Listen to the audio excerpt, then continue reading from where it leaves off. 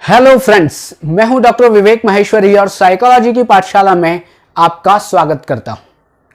आज एक psychological fact के बारे में बात करना चाहता हूं और ऐसा साइकोलॉजिकल फैक्ट जिसके बारे में बहुत सारे लोगों को बिल्कुल गलत जानकारी है और उसके बारे में जानना बहुत जरूरी है। और वो इसलिए क्योंकि जो फैक्ट मैं बताने वाला हूं वो आप एक मानसिक बीमारी को लेकर समझ सकते हैं, आप उसे मानसिक दशा को लेकर भी समझ सकते हैं, या साइकोलॉजी का एक ऐसा इंपॉर्टेंट कॉन्सेप्ट समझ सकते हैं कि जिसके बिना आपकी और मेरी लाइफ अधूरी है। आइए मैं सीधे अपनी बात को शुरू करता हूं। आपने 3 वर्ड जरूर सुने होंगे या यूज किए होंगे। एक जिसे कहते हैं स्ट्रेस, एक को कहते हैं एंजाइटी और एक को कहते हैं डिप्रेशन। स्ट्रेस को कहते हैं हिंदी में तनाव, एंजाइटी को कहते हैं चिंता और डिप्रेशन को कहते हैं अवसाद। जब भी मैं लोगों से बात करता हूं कि स्ट्रेस, एंजाइटी और डिप्रेशन में क्या अंतर है, तो कहीं ना कहीं उन्हें कंफ्यूजन होता है कि साहब स्ट्रेस, एंजाइटी और डिप्रेशन तो एक ही होते हैं, कि तीनों में ही चिंता होती है, तीनों में ही डिप्रेशन होता है, हमें तो तनाव होता है, हमें अच्छा नहीं लगता है, हम बहुत थोड़ा सा एक पेनफुल फील करते हैं, ऐसे कुछ अलग अलग बातें करते हैं। और बल्कि मैं कभी कभी तो उन लोगों से पूछता हूं जो प्योर साइकोलॉजी के हैं, जिन्होंने साइकोलॉजी पढ़ी है या जो psychology BSc, BA, MA, MSc या पीएचडी में पढ़ रहे हैं, उनसे मैं बात करता हूं कि आप इन तीनों में अंतर जानते हैं क्या? तो वो कहते हैं कि साहब हम अंतर नहीं जानते, लेकिन इनको यूज करते हैं, उनका ट्रीटमेंट भी करते हैं। सबसे इंपॉर्टेंट बात, इस वर्ड को यूज कर रहे हैं अपने लिए तो ठीक है साहब, मुझे चिंता हो रही है, नहीं मुझे स्ट्रेस हो रहा है, अरे आप इसकी बात करें तब तक तो ठीक है, लेकिन जैसे ही आप दूसरों को देखते हैं, डायग्नोस करते हैं और डायग्नोस करने के बाद उसके ट्रीटमेंट की बात भी करते हैं, तो पहले आपको ये पता होना चाहिए कि इन तीनों में अंतर है या तीनों ही एक ही हैं।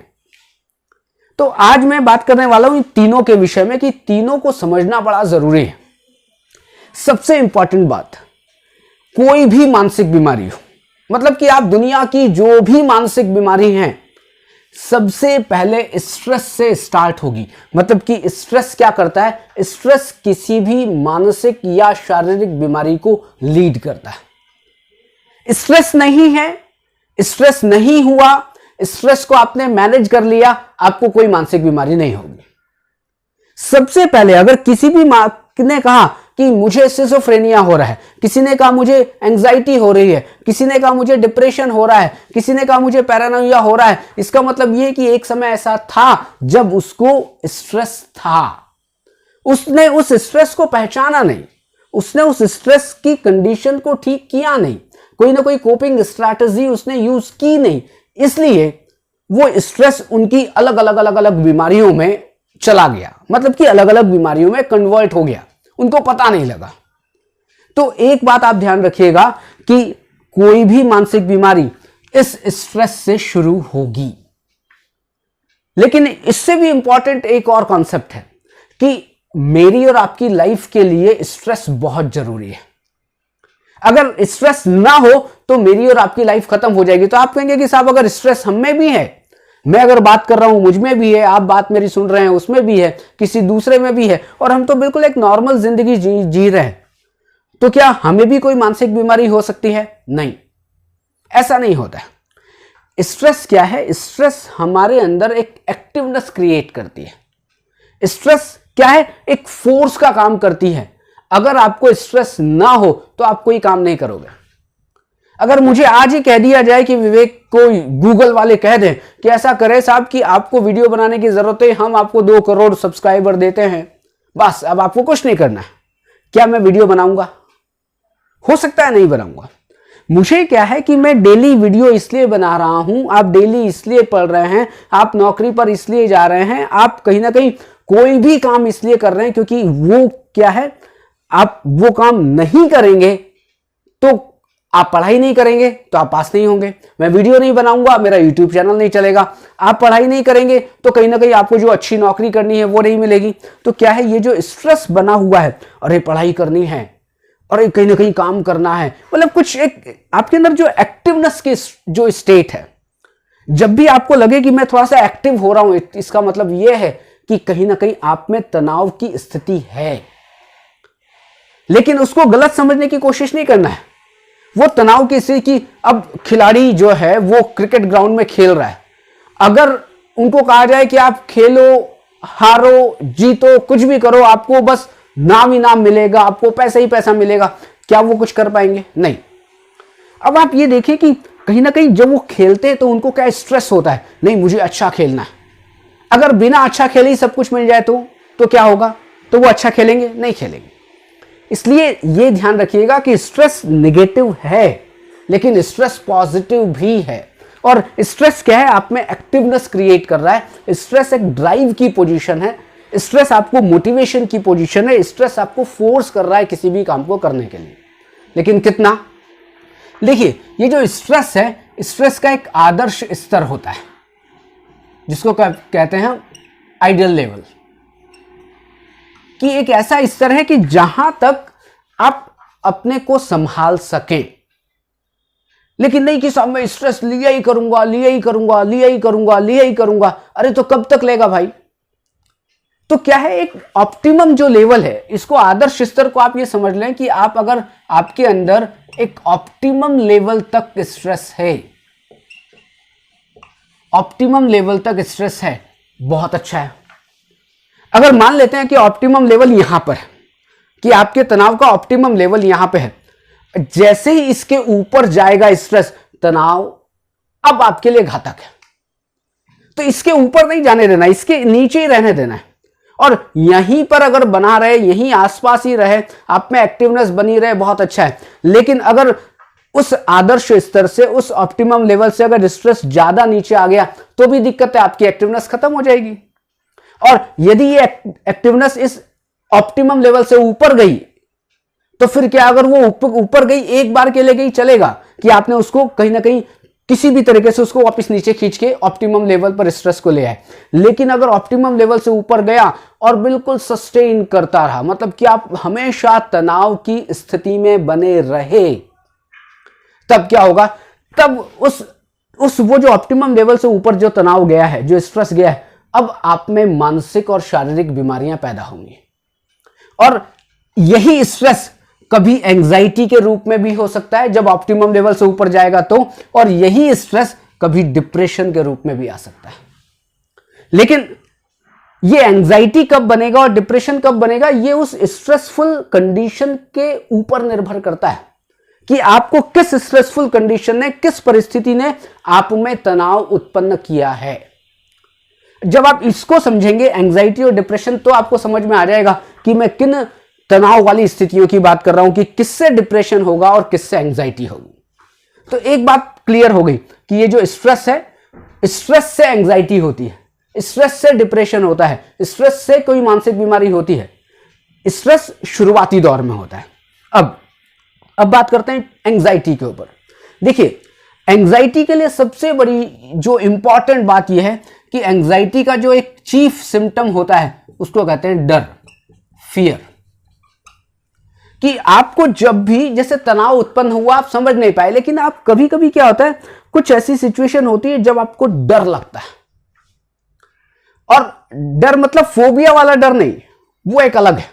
डर का मतलब यह है कि आपको डर किससे है? डर कभी भी किसके लिए लगता है? अभी के लिए लगता है? वर्तमान के लिए लगता है? नहीं, डर हमेशा फ्यूचर के लिए लगता है। आप एग्जांपल से समझें कि मैं जा रहा हूं और सामने से एक डॉगी आ रहा है, बहुत बड़ा सा। अब बहुत बड़ा सा डॉगी आएगा तो मुझे डर लगेगा। और किस लिए लग रहा है?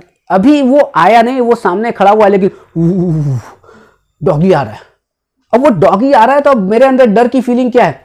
ये मुझे काट लेगा, ये मुझे खा जाएगा, ये मुझे नुकसान पहुंचा देगा। कब? अभी पहुंचाया नहीं है, मैंने क्या कहा?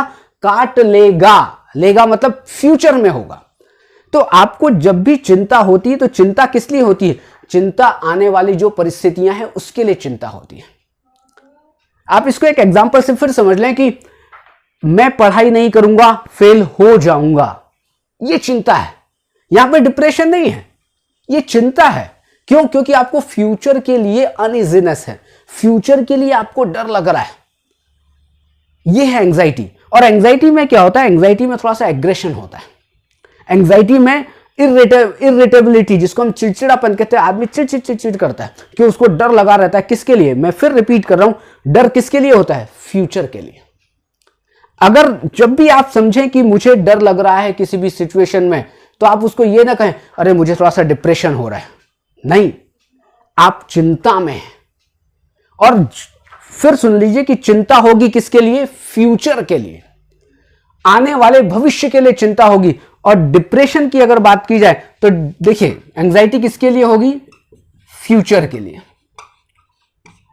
प्रेजेंट टाइम के लिए एंग्जाइटी नहीं होती, फ्यूचर के लिए होती है। प्रेजेंट टाइम में होती है, लेकिन फ्यूचर के लिए होती है कि भविष्य में कुछ गलत हो जाएगा। और डिप्रेशन किसके लिए होता है? डिप्रेशन होता है बेसिकली पास्ट के लिए, जो समय बीत गया। कुछ परिस्थितियां ऐसी आती है, अभी मैंने कहा था कि आप पढ़ाई नहीं करोगे, फेल हो जाओगे। अभी डर लग रहा है अरे मैं फेल हो जाऊंगा, पढ़ाई कर लेता हूं, फेल हो जाओगे। अभी ये क्या है? ये चिंता की निशानी है। लेकिन अब आपने पढ़ाई नहीं की, आप फेल हो गए। अब जो सिचुएशन आ रही है वो अब डर नहीं लग रहा साहब, डर तो चला गया तेल लेने। अब तो आप फेल हो गए, तो अब क्या है? चिंता नहीं है, अब एंग्जाइटी नहीं है, अब क्या है? डिप्रेशन शुरू होगा। कैसे? मेरा दोस्त तो पास हो गया, उसके तो 17% नंबर आ गए, अब लोग मुझे गालियां देंगे। मतलब क्या हो रहा है कि अब जो हो चुका उसके कारण परेशानी हो रही है। काश मैं पढ़ लेता, काश मैं पढ़ लेता। मतलब जो पहले जो घटित हो चुकी चीजें हैं उनके कारण आपको डिप्रेशन होता है।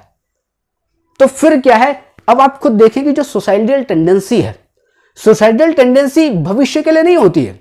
सुसाइडल टेंडेंसी कुछ ना कुछ पास्ट में हो गया होता है, इसलिए व्यक्ति सुसाइड करने की कोशिश करता है। लेकिन यह बिल्कुल गलत बात है। आपको उसको सुधारने की जरूरत है, उसको ठीक करने की जरूरत है। तो आपको ये समझना पड़ेगा डिप्रेशन में क्या होता है। डिप्रेशन में आदमी अकेला फील करता है, डिप्रेशन में आदमी दूसरों से बातचीत नहीं करता है, डिप्रेशन में आदमी किसी भी काम में पार्टिसिपेट नहीं करता है, डिप्रेशन में आदमी बिल्कुल लोनलीनेस, एकदम अलग किनारे की तरफ, उदास, सैडनेस। लेकिन वो सैडनेस आई किस लिए? पीछे से, मतलब कि जो पहले हो चुका है उसके कारण। जब स्ट्रेस बना रहा और एक ऐसी सिचुएशन थी जो कि पहले से जो घटित हो चुकी है, अब उसने क्या किया? उसने डिप्रेशन के सिम्टम्स ला दिए। तो अब सब बात समझ में आ रही है।